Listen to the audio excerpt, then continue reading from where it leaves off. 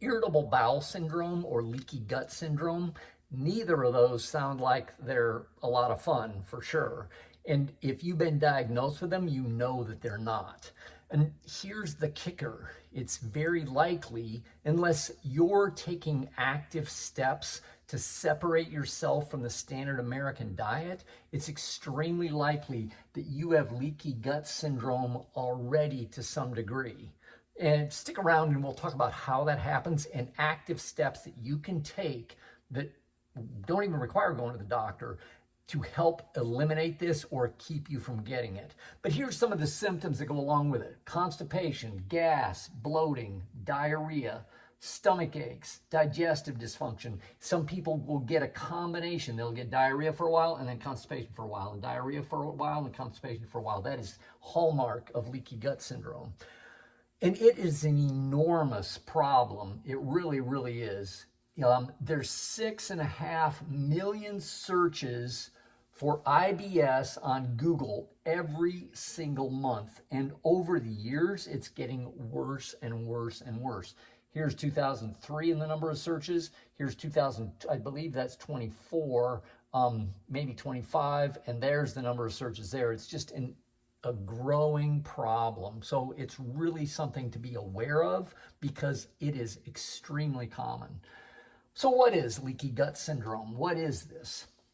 Leaky gut syndrome, and what we're looking at here is the inside wall of your intestinal tract, the inside wall of it, okay? This is where food is absorbed, and think of it like this. You chew up food, you chew it up and chew it up, it goes down to your stomach, it's digested there quite a bit, and then it's pushed on and digested further in the upper part of the small intestine, and digestion occurs, but then some absorption occurs, but as it gets lower in the intestines, more absorption occurs, and these cells are responsible for that. These are called villi, you may have heard of that, and these tight junctions keep stuff from getting absorbed that shouldn't be absorbed, like toxins, microorganisms, bacteria, viruses, fungus, parasites, that sort of thing. You don't want that stuff in your bloodstream here. But as the guts, your intestinal tract, becomes leaky, what happens is these junctions between the cells become further apart. They become wider. They're less tight, and stuff gets absorbed that shouldn't be absorbed. Now, I've talked about microorganisms and toxins, that sort of thing, but what I haven't talked about is food. Food, undigested food, can also get absorbed into here. And this can result in many autoimmune disorders, lots and lots of different things. And think of it like this. You eat a piece of chicken, say, and you chew it up and you chew it up, and it's digested down and digested down into small proteins. And then it travels through your intestinal tract, and it's worked on by enzymes and that sort of thing, and it's digested down into amino acids. What happens is the small proteins are too big to get through these tight junctions, but then it's an amino acid, small enough, gets absorbed, and it gets into the blood, and the body says, oh, that's an amino acid. I know what to do with that. I'm going to turn it into muscle, or I'm going to turn it into skin or hair or whatever it is. And this is normal. This is what happens normally.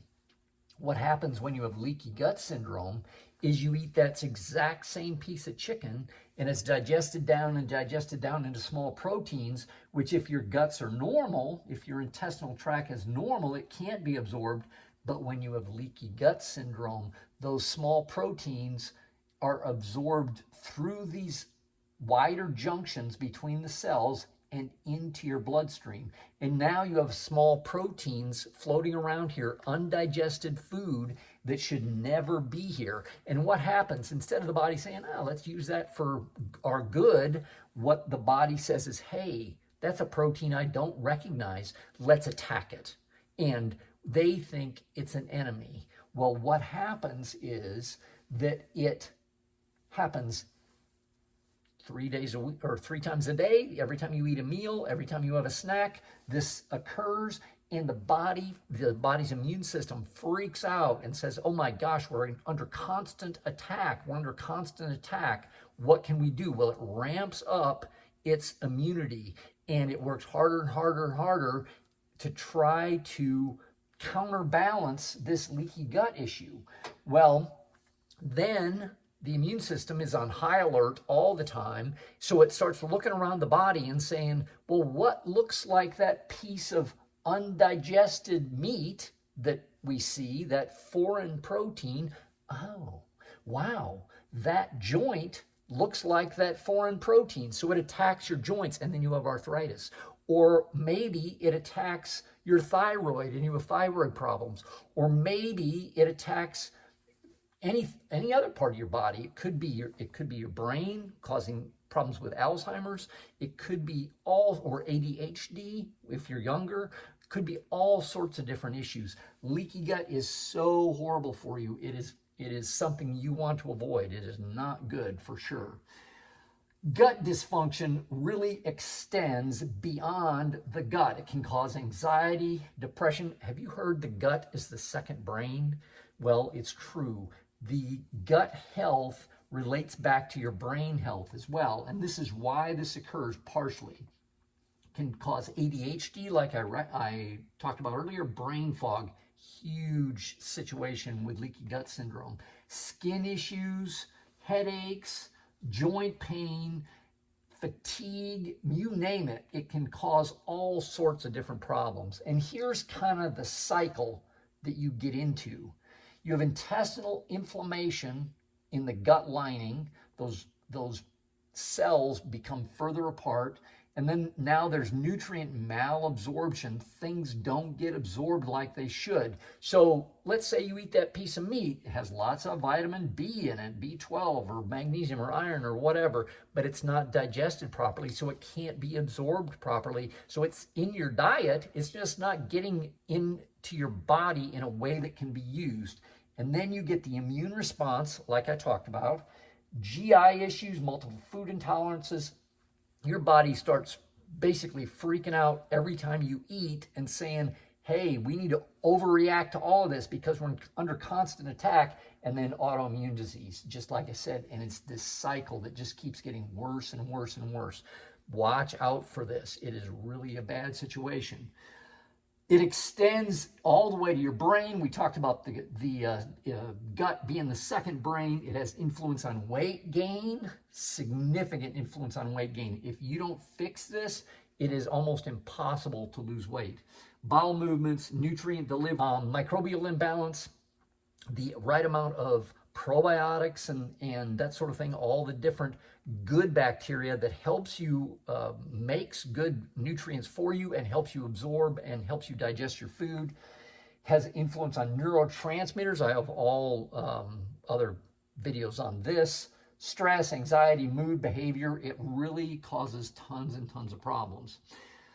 The underlying culprit of all of this is really inflammation. Now, inflammation is a huge category and can be caused by many, many different things. But when it comes to the gut, there's a couple of things that you really need to watch out for. All of our gut protocols that we use inflammation as a foundational thing to get rid of, no matter what kind of problem that you're having. Because if you don't get rid of inflammation in the gut, you can never heal, because even if you have the best diet in the world and you have leaky gut syndrome, it's not going to deliver the nutrients that you need to help your body heal, no matter what kind of problem that you're having. So what starts the inflammation? What causes leaky gut? Oftentimes it is caused by a candida overgrowth or an imbalance in the good bacteria in your gut. You should have this layer of good bacteria here, but the standard American diet is full of carbohydrates. And when it's full of carbohydrates, it feeds bad organisms like yeast, like candida, and it kills off good organisms like your probiotics. So you get this layer of candida, this layer of yeast growth. Have you ever seen thrush on a baby? They stick their tongue out and they get this white coating on it. Well, that's the same kind of thing that accumulates over your intestinal tract and results in leaky gut syndrome. So, how do you get rid of the inflammation? Eliminate inflammatory foods. One of the things that we do, we really recommend to everyone that deals with one of our programs, one of our courses, is to get food sensitivity testing. What things do I need to get rid of out of my diet to keep from having this autoimmune response, this immune response constantly? So we test for that. It's a little blood test. You do it at home and send it in. It's not a big deal, but it gives you huge amount of insights in regards to what's wrong and what you need to avoid. But then we need to get rid of inflammatory ingredients out of your diet as well. Sugar, hugely inflammatory, causes tons of inflammation.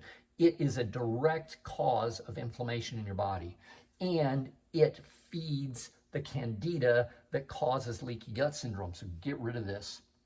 And then grains, bread, pasta, cereal, tortillas, chips, anything made with a grain that has omega-6s in it. And this is why I recommend a Paleolithic diet, because Paleolithic man didn't really eat grains to speak of. They stayed away from that. It's a lot of meat, a lot of vegetables, some fruit. I have other videos on that as well. And then balance your omega-3-6 ratio.